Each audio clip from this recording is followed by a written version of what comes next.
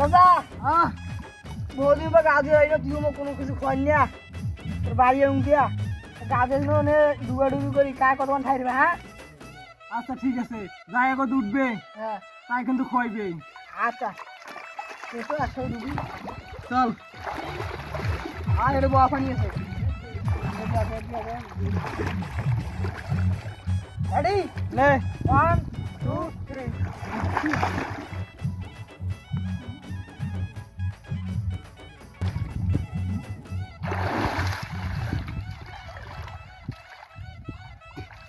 হ্যাঁ লাঙুরে নাই আজ মোর 7 টাকার মতো নিবি রে।